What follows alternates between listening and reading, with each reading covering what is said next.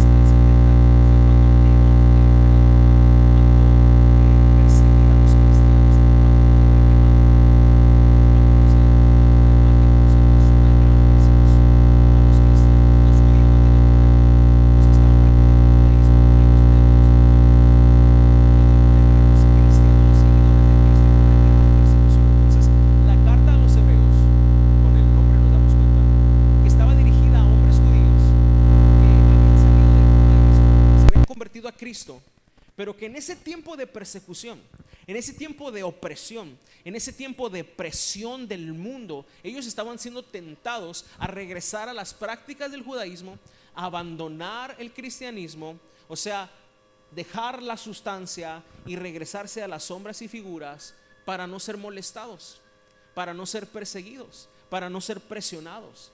Y esto tiene que ver con nosotros, porque hoy, cristianos del siglo XXI, vivimos una situación muy similar. Vivimos bajo una persecución que hace el mundo, una presión que hace el mundo sobre nosotros, para que desistamos de seguir a Jesús y nos acomodemos y nos amoldemos a una religión más, que aparentemos ser seguidores de Jesús, o que nos conformemos con visitar una iglesia un domingo para calmar nuestras conciencias, pero verdaderamente no tener una relación o una comunión genuina con Jesús, que eso es el verdadero cristianismo. Es fácil eso. Es fácil amoldarnos a la religión. Es fácil sucumbir ante la presión que hace el mundo, ante la burla de la gente, ante el rechazo a veces de la familia, ante el abuso de las personas, por defender los principios y los fundamentos que Jesús nos ha delegado y nos ha enseñado en su palabra. Así que hoy seguimos viviendo persecución. Hay países donde literalmente te matan por ser cristiano. De este lado del planeta nosotros vivimos otro tipo de persecución, donde eres señalado por ser cristiano, donde eres señalado por enseñarle a tus hijos que tal ideología de género es algo totalmente corrompido y es algo totalmente fuera de la voluntad de Dios. Eres alguien señalado por guardar o por darle a tiempo a Dios, y quizás darle tus finanzas a Dios, y hay gente que no entiende y te señala y te critica. Hay personas que de los círculos familiares los han excluido por ser cristianos, por seguir a Jesús. Ahora, lo más fácil es sucumbir ante esa presión y decir, bueno, yo no quiero estar batallando, yo no quiero sufrir, y lo que quiero es visitar la iglesia, quiero de alguna manera ponerme un traje de cristiano el domingo y me lo quito para el lunes ir al trabajo. Eso es religión. El cristianismo es una relación con una persona, la persona más extraordinaria y poderosa del universo, la persona creadora de todas las cosas que existen. Su nombre es Jesús. Y una relación genuina con Él te cambia, te transforma, te da vida. Una relación con Él te lleva a cumplir sus propósitos. Una relación con Él no te lleva a estar estático, te lleva siempre a avanzar, siempre a servir a los demás, a salir de tu área de confort, a darte cuenta que hay dones y talentos que Él ha puesto en ti y que son usados para extender su reino. Y te das cuenta que el llamado que tú tienes es mucho más grande que tu persona misma, pero no más grande que tu Dios. Así que no nos vamos a moldar a este mundo, no vamos a sucumbir ante la presión, porque Cristo es mejor, Cristo es suficiente y Cristo es más hermoso que todas las cosas. Dale un aplauso al Señor. Gloria a Cristo Jesús. Entonces, acompáñame a la carta a los Hebreos. Vamos a leer el capítulo 2, y mientras lo buscamos, mientras lo encontramos, quiero darte un resumen de 2 minutos del capítulo 1. Hemos estado tratando de estudiarlo verso a verso. El capítulo 1 es extraordinario. Generalmente las cartas paulinas, inclusive las cartas de Pedro, parecieran empezar, aunque toda la palabra de Dios es poderosa y maravillosa, parecieran empezar de menos a más, como que el clímax está como a la mitad y va terminando la carta, el saludo final, etcétera. Pero el escritor de Hebreos hace algo muy especial. Echa toda la carne al asador al principio. Porque como es una carta dirigida a cristianos que estaban siendo perseguidos y estaban siendo tentados a dejar el cristianismo, Él les muestra en las primeras páginas, Él les muestra en las primeras frases quién es Jesús. Y les da 7 razones de por qué Jesús es Dios, o de cómo Jesús es Dios. Él les habla y les dice que Jesús es el heredero de todas las cosas, la imagen misma de la sustancia de Dios, que Jesús es también el por el cual se creó el universo, que Jesús es quien ha efectuado la purificación, o sea, el perdón de nuestros pecados, y Jesús es el que está sentado a la diestra de la majestad de Dios. Entonces lo que está diciendo es: Jesús es Dios, Jesús es nuestro Salvador y Jesús es el Señor de todas las cosas. En unos cuantos versos, en 4 versos, el escritor empieza a enseñarle eso a la gente que estaba siendo perseguida. Porque lo único, escucha bien, que va a sostener tu fe en los momentos más duros es tu identidad en Cristo. Y para que tú puedas conocer tu identidad en Jesús, tú necesitas conocer la identidad de Jesús. ¿Quién es Jesús? ¿Quién es verdaderamente Jesús? Eso lo define o lo redefine todo. ¿Quién es Jesús para ti y para mí? Ahí vamos a encontrar quiénes somos nosotros en Él. Y una vez que sepamos quiénes somos nosotros en Él, empezamos a saber para qué Él nos hizo en esta tierra. Bien, después el escritor de Hebreos en ese mismo capítulo enseña de que Jesús es más grande o mayor que los ángeles. Y vimos por qué es importante eso. Pareciera no serlo. Alguien podría decir, ¿y a mí qué me interesa saber? ¿O en qué me sirve saber que Jesús es mayor que los ángeles? Para mí es obvio. Pero sabes que para no todas las personas es obvio esto. ¿Sabes que una de las tendencias más grandes que tenemos los hombres es adorar lo que no entendemos? Adorar lo que es místico y divino, aunque no lo entendamos. Y es por eso que la idolatría tiene tanto auge. Y es por eso que cada vez hay más gente que adora a los ángeles. Y es por eso que mucha gente cae en doctrinas erróneas, como creer que Jesús es un ángel creado por Dios para morir por la humanidad, lo cual es una herejía que se llama la herejía de Arrio o Arriana, se le conoce, que se habla de Jesús como una creación de Jehová para efectuar la redención. Pero nosotros vemos en toda la escritura que Jesús es Dios igual al Padre, y que solamente Jesús revela al Padre, porque Él y el Padre uno son. Ahora, hace unas semanas hablábamos de que esta doctrina es importante que tú y yo la sepamos, porque hay personas que no creen igual que nosotros y necesitamos aprender no solamente a defender nuestra fe, sino a saber qué realmente creemos. Porque hay personas que de repente defienden la fe con argumentos muy humanos. De repente alguien les quiere predicar otra cosa y dice, no, pues que mi pastor dice así. Y a ver, pero ¿en qué versículo? Pues no sé, pero él dice y así voy a creer yo. Yo creo que tenemos que avanzar y tenemos que saber verdaderamente en qué escritura y por qué. Hay personas, escuche esto, que conocen lo que la Biblia dice, pero ignoran lo que la Biblia enseña, y son dos cosas distintas. Conocer lo que la Biblia dice es leerla, y hay personas que la leen de corrido sin entender verdaderamente la enseñanza de la Biblia. Hay personas que inclusive memorizan textos, pero no tienen la interpretación de lo que han memorizado.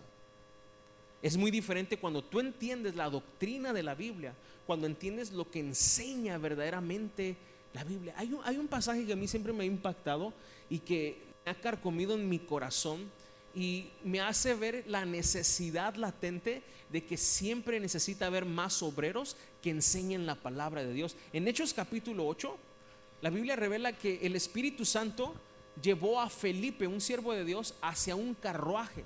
Y en el carruaje venía un hombre de Etiopía, un hombre importante, un político, que había viajado desde Etiopía hasta Jerusalén para adorar y rendir tributo a Dios. Era un hombre devoto a Dios, pero que ignoraba el mensaje de las Escrituras e ignoraba el Evangelio. Escuche esto: de corazón él quería acercarse a Dios, tenía la intención de conocer a Dios, pero ignoraba lo que la Biblia enseña. Y él venía en su carro leyendo Isaías 53, específicamente la parte donde dice Isaías 53:7, como oveja fue llevado al matadero y enmudeció su boca. Y entonces Felipe se acerca al carruaje y le dice, oiga, ¿entiende lo que lee? Y este hombre habla o revela algo tremendamente necesario. Él dice, ¿cómo voy a entender si no hay quien me enseñe? Si no hay quien me explique lo que estoy leyendo. Entonces observe esto: puedes leer y saber lo que la Biblia dice. No, si ahí dice que como una oveja fue llevado al matadero. Sí, pero ¿qué significa? ¿Y qué relación tiene con el Evangelio? Pues ahí sí es otra cosa. El mensaje de la Biblia y lo que la Biblia enseña es lo que nosotros necesitamos recibir.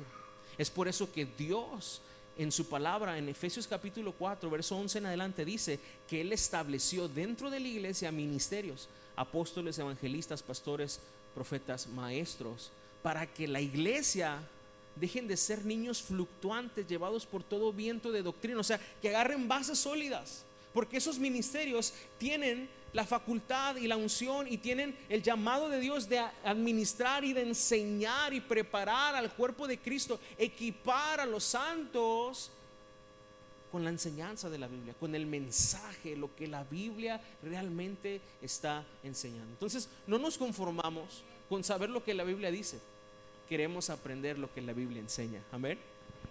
Soy una frase muy facebookera, si la quieres subir, ¿cierto? Bien, continuamos. Entonces, el domingo pasado iniciamos el capítulo 2 y el capítulo 2 empieza con dos palabras muy pequeñas pero muy profundas, y son las palabras por tanto. Por tanto. ¿Y qué por tanto? ¿A qué se refiere? Por tanto que Jesús es el heredero de todas las cosas, la imagen misma de la sustancia, quien fue creado el universo por Él y por Él el universo subsiste, quien está sentado a la diestra de la majestad de Dios, quien es nuestro Salvador, que efectuó la purificación de nuestros pecados. Por ese por tanto, que es mayor que los ángeles, por ese por tanto, dice, atendamos con mayor diligencia el mensaje que hemos recibido, no sea que nos deslicemos. ¿Cuántos se acuerdan de esa palabra, deslizar? Me costó mucho. El domingo saliendo al carro, mi esposa me puso una regañada, hermanos, por haberles contado el testimonio de cuando se cayó, ¿no? ¿Cierto? Fue una regañada leve, pero yo creo que no se te va a olvidar eso de deslizarte, de cómo es poco a poco que uno va cayendo y se puede dar un buen golpe por deslizarse, y habla de un proceso. El cristiano no es que de repente va caminando y ya no lo ves y cayó, no, nos vamos deslizando cuando no atendemos diligentemente el mensaje del evangelio, el mensajero que es Jesús. Nos vamos deslizando, aún dentro, escuche esto, aún dentro de la iglesia cristiana tú te puedes deslizar. ¿Cómo es eso, pastor? No me diga eso. Sí, porque es posible que desde aquí o desde allá podamos compartir muchas cosas que no sean el evangelio. Podamos enseñar muchas cosas que no sean el mensaje que Dios quiere que verdaderamente comprendamos, que es el mensaje de Cristo y de su evangelio. Pablo dijo: el mensaje que yo traigo, el que yo predico, es Cristo y este crucificado. De repente podemos caer en el error de estar enseñando doctrinas de hombre, de pararme aquí y quererte enseñar lo que yo pienso, lo que yo quiero y lo que a mí me gusta, y de repente encontrarnos metidos en una secta porque a mí me gusta así, con un calcetín de uno y con otro de otra, y si el que no sea así no sea salvo. Y de repente empezamos a ponerle condiciones a los hombres por los gustos de los ministerios y no por lo que la Biblia enseña. ¿Sí me va entendiendo lo que estoy diciendo? Podemos deslizarnos cuando dejamos de atender con diligencia el mensaje que hemos recibido. Y la exhortación del capítulo 2 es la siguiente. Dice el escritor: si el mensaje dado por los ángeles o a través de intervención angelical, Dios trajo juicio a que él no atendió ese mensaje dado por los ángeles. ¿Cuál mensaje? En el Antiguo Testamento, la ley de Moisés, hubo intervención angelical. Vemos en el Antiguo Testamento ángeles que dieron mensajes para hablar de la voluntad de Dios a la humanidad. Dice el escritor de Hebreos en el 1: Dios, habiendo hablado muchas veces y de muchas maneras, ahora nos habla a través del Hijo. O sea, Dios ya no lo va a hacer a través de ángeles. Dios no va a bajar un ángel y te va a decir: lee la Biblia. No, o sea, no, eso no va a suceder, hermano. A veces estamos esperando eso para hacer lo que sabemos que tenemos que hacer, pero no va a suceder. Ahora Dios nos ha hablado el mensaje más claro y más poderoso de todos, y es el mensaje del evangelio de Cristo. Cristo es la imagen misma de la sustancia de Dios y el mensaje completo, la revelación completa de Dios en la tierra. Entonces, si el primer mensaje dado por los ángeles recibió retribución cuando no se atendió ese mensaje, dice el escritor, ¿cuánto más sucederá a nosotros si descuidamos una salvación tan grande? O sea, en palabras mexicalenses, si cuando te habló tu tía, ¿verdad?, no le hiciste caso, ¿cuánto más cuando te habla tu papá con el cinto en la mano? Los que vivimos una infancia donde todavía se nos corregía así, entendemos eso. De repente se porta mal un niño y ¿sabes qué? Ahí va la primera llamada, y a veces en la familia es la mamá la que tiene una disciplina un poquito más con palabras. Bueno, en nuestro caso es así. En nuestro caso, yo estoy escuchando que mi esposa le llama la atención a mis hijos 1, 2 veces, y luego mi esposa dice, le voy a decir a tu papá. Y yo nomás escucho mi voz, ¿qué está pasando? Y derechitos, nada papá, perdón mami. No siempre funciona, pero estamos caminando en eso. Entonces Dios dice, si la palabra dada por los ángeles recibió retribución por desobediencia, ¿cuánto más ahora que el mensaje es tan claro? Que los 66 libros están escritos y revelados para nosotros, que Cristo ya vino, murió y resucitó y nos ha mostrado el camino, nos ha dejado todos los ejemplos que necesitamos. ¿Cuánto más si descuidamos ese mensaje no recibiremos retribución por eso? Entonces debe ser algo que a nosotros verdaderamente nos lleve a con diligencia atender las palabras de Jesús. Yo estoy completamente convencido que todo lo que yo necesito en mi vida, Dios lo ha revelado en su palabra. Que toda la sabiduría de Dios está expresada en su palabra y en Cristo mismo. ¿Cuántos concuerdan conmigo en eso? Pero también estoy convencido que como cristianos a veces tenemos, escucha este concepto que va a ser el nombre de una nueva serie. Venía en el camino de Ensenada y venía pensando y se me vino esta revelación: broncas crónicas. Ándele. Los cristianos generalmente tenemos problemas crónicos. ¿Cuáles son esos problemas crónicos? Que tienes un problema en el matrimonio en el 86 y es el 2016 y sigues teniendo el mismo problema, que se ha solucionado por meses o por días, pero pasa un tiempo y lo vuelves a tener, y lo vuelves a tener, y lo vuelves a tener.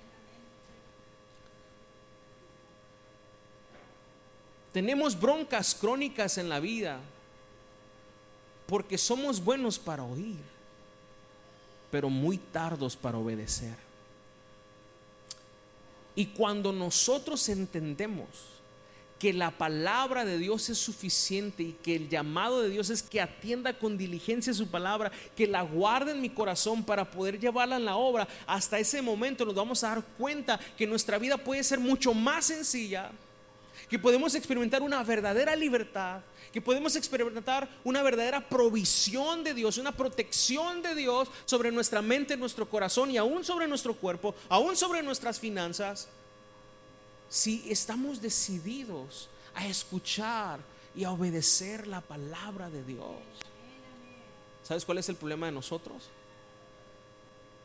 Y vuelvo a lo que dije hace un momento: sabemos lo que la Biblia dice, porque tenemos a veces 15, 20 años escuchando predicaciones, pero duramos 15, 20 años ignorando lo que la Biblia enseña porque no lo hemos llevado a la práctica y no lo hemos experimentado en carne propia. Entonces los problemas siguen siendo los mismos. Ahora, problemas siempre va a haber, situaciones difíciles siempre vamos a tener. El problema es cuando pasan los años y son los mismos problemas de siempre. ¿Está de acuerdo conmigo? Yo me he encontrado de repente, no aquí hermanos, en otra iglesia, que llega una persona y: pastor, quiero consejería. Ah, sí, dígame. Y esta es la situación en mi matrimonio. Ok. Y pasan los meses y ¿cómo vamos? No, pues sigue la situación. Y pasa otro mes, pasa un año y pareciera que se solucionó todo, pero al poco tiempo vuelve a suceder y vuelve a suceder, y veo algo cronológico, crónico en la situación. Muchas veces me he atrevido a preguntar: oiga hermana, ¿me puede decir un salmo de la Biblia? Pues el que dice: ayúdate que yo te ayudaré. No, como que no me suena. ¿Están Macabeos o dónde está eso? O como que él dice: pues Dios aprieta pero no ahorca. No, pues estará en Sabiduría 2:3 o Proverbios del Pueblo 1:2. ¿Sabe por qué? Porque no atesoramos la palabra de Dios, porque no la guardamos en nuestra mente y en nuestro corazón. Y cuando digo guardar, no me refiero solamente a memorizar por memorizar. Y a veces pensamos que la memorización es producto del macheteo. Jehová es mi pastor y nada me faltará. Y te vas: Jehová es mi pastor y nada me faltará. Jehová es mi pastor, que no se me olvide. Jehová es mi pastor y nada me faltará. Jehová es mi pastor, que nada. no es el macheteo. Escuche bien esto. La memorización de las escrituras siempre será producto de la meditación de las escrituras. Cuando tú meditas lo que estás leyendo, entonces hay una correcta comprensión de lo que estás leyendo, y entonces no solamente recibes las letras de la palabra, sino el espíritu de la palabra. Y quiero ser muy claro, no me refiero a que hay un espíritu de la palabra, me refiero a la actitud de la palabra, el mensaje, lo que no es tangente. El libro es tangente, pero este libro está vivo, ¿estamos de acuerdo? Entonces este libro está vivo, y cuando penetra por los ojos y por los oídos hace un efecto espiritual. A eso me refiero. Porque a veces podemos leer las letras y no sucede nada dentro, pero cuando meditas, te vas a casa y Jehová es mi pastor y nada me faltará.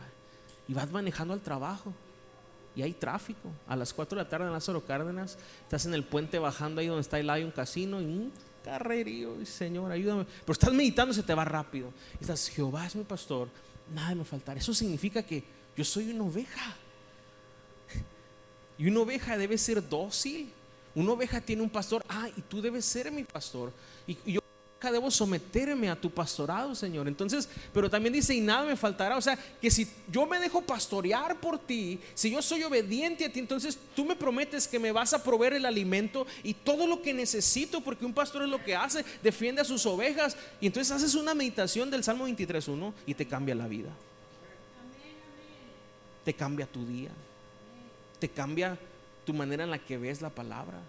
Pero si nomás leemos y vemos las letras y no meditamos, jamás vamos a poder echar mano de esta poderosa, maravillosa y excelente palabra de Dios.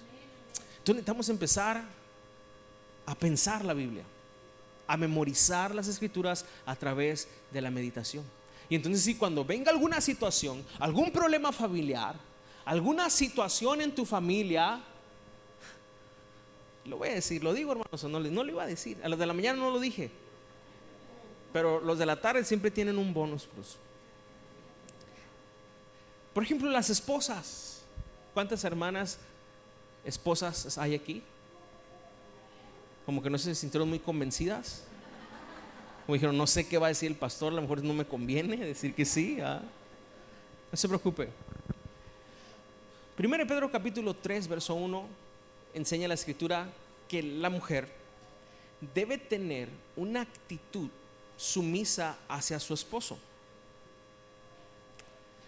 Ya menos manos va a haber levantadas, ¿verdad? Pero dice que debe tener una actitud hacia su esposo que es afable y apacible.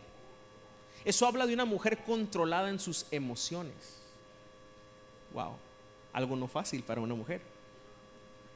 Pero está hablando dentro del contexto de una mujer cristiana, que dice, la mujer debe someterse a su marido y debe tener una actitud hacia él apacible y afable, porque a causa de su conducta el hombre puede ser alcanzado por su conducta. ¿Por su qué? Por sus quejas, no, perdón, por su conducta. Pero ¿sabe qué hacemos en el matrimonio? Y la mujer puede leer eso y dice claramente que por su conducta, por su ejemplo, eso puede ser tan poderoso para carcomer al hombre más egoísta de todos, al hombre más necio de todos. Pero la mujer a veces, hermana, ahorita va para el hombre también, no se preocupe, en lugar de usar ese principio que la Biblia enseña, dice por su conducta. La mujer dice, no, por mi palabra, y ya te he dicho, y te lo he dicho muchas veces, y sigues con la misma actitud y en el carro. Y luego ella se frustra, llega a su cuarto, llora, dice, es bien necio mi esposo, ¿cómo le hago, Señor? A ver, un versículo que me diga que me puedo divorciar de un necio. Porque nunca vas a poder cambiar a tu esposo con tus palabras. No es bíblico. Y es absurdo que lo quieras hacer. Te vas a cansar, frustrar, amargar la vida tratando de cambiarlo con tus palabras, cuando la Biblia dice que es con la conducta que se puede cambiar. Entonces el enfoque cambia. Es un enfoque que en lugar de pensar en que Él debe cambiar, el enfoque es: debo trabajar en mí para ser como Cristo quiere que yo sea, apacible, afable, tener control de mis emociones, y dejo y descanso en Dios para que Dios cambie ese necio, para que Dios cambie ese egoísta que yo por 20 años no he podido cambiar. Es aplicar las escrituras también para las demás. Entonces Dios es el que cambia, ¿estamos de acuerdo? Los hombres no tenemos el poder de cambiar absolutamente a nadie. Solamente Dios puede cambiar el corazón, la mente y la vida de una persona. Dale un aplauso al Señor, porque eso es verdad.